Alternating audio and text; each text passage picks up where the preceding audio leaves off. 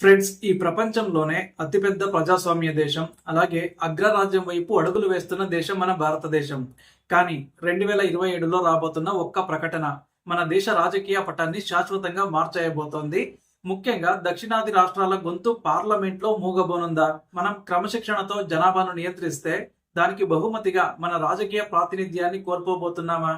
ఇది కేవలం అంకెలకు సంబంధించిన విషయం కాదు. ఇది మన ఓటు విలువకు, మన రాష్ట్ర భవిష్యత్తుకు సంబంధించిన ఒక డెడ్ లైన్. ఏంటి ఈ సెన్సస్ 2027? ఎందుకు దక్షిణాదికి ఇది ఒక హెచ్చరికలాగా మనం తీసుకోవాలి? మొత్తం ఈ వీడియోలో చెప్తాను. గత కొన్నేళ్లుగా మనం వింటున్న మాట ఏంటంటే జనాభా గణన. సాధారణంగా ప్రతి 10 ఏళ్లకు ఒకసారి జరగాల్సిన ఈ ప్రక్రియ 2021లో కరోనా వల్ల ఆగిపోయింది.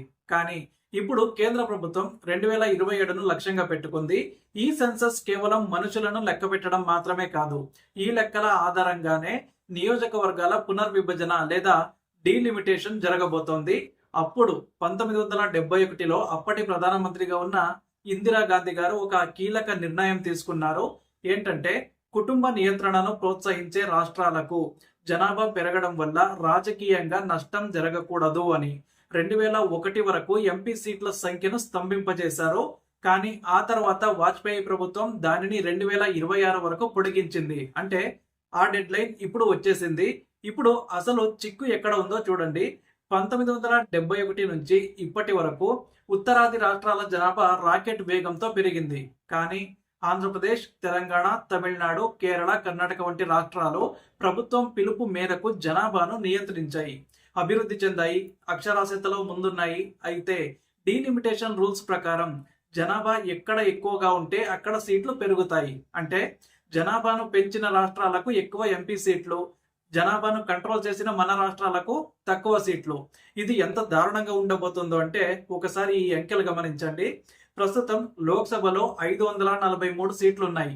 కానీ కొత్త పార్లమెంట్ భవనాన్ని మాత్రం 888 మంది కూర్చునేలా నిర్మించారు. ఒకవేళ 2027 జనాభా లెక్కల ప్రకారం సీట్లు పెంచితే ఉత్తరప్రదేశ్లో సీట్లు ప్రస్తుతం ఉన్న 80 నుంచి ఏకంగా 140 దాటిపోయే అవకాశం అయితే ఉంటుంది. అలాగే బీహార్ సీట్లు కూడా డబుల్ అవ్వచ్చు.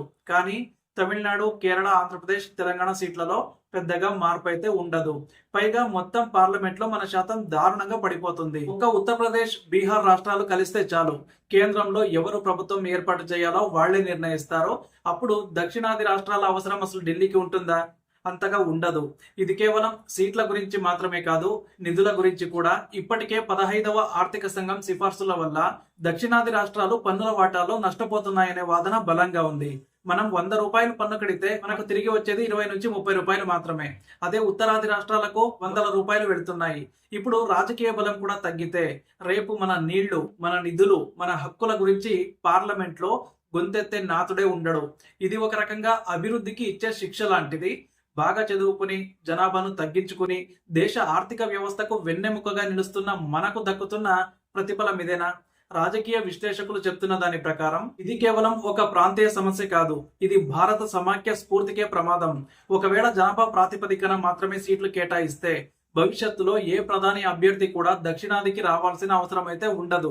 కేవలం హిందీ బెల్ట్ రాష్ట్రాలను ప్రసన్నం చేసుకుంటే చాలు, దేశాన్ని ఏలవచ్చు. మరి అప్పుడు తెలుగు, తమిళ, కన్నడ, మలయాళ ప్రజల ఆకాంక్షలకు విలువ ఎక్కడుంటుంది? మనం పడుతున్న కష్టానికి, మనం సాధించిన అభివృద్ధికి గుర్తింపేది? అయితే దీనికి పరిష్కారం లేదా అంటే రాజ్యాంగ నిపుణులు కొన్ని మార్గాలను అయితే సూచిస్తూ ఉన్నారు.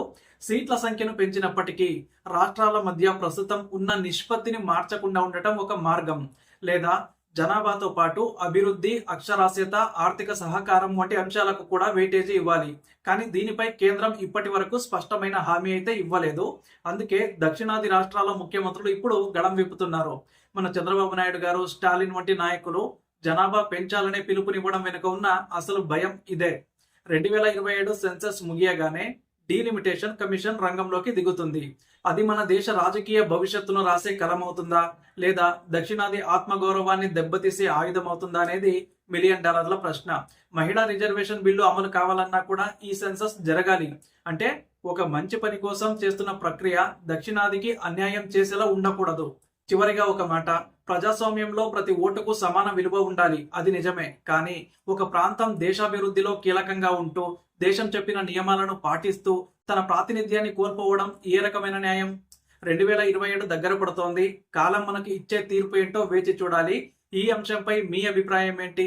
జనాభా ప్రాతిపదికన సీట్లు పెంచడం సరైనదేనా? లేక దక్షిణాది రాష్ట్రాలకు ప్రత్యేక రక్షణ ఉండాలా? మీ అభిప్రాయాన్ని ఖచ్చితంగా కామెంట్ చేయండి. మీకు వీడియో నచ్చితే లైక్ చేసి మన ఛానల్ ఇప్పుడే సబ్స్క్రైబ్ చేసుకోండి.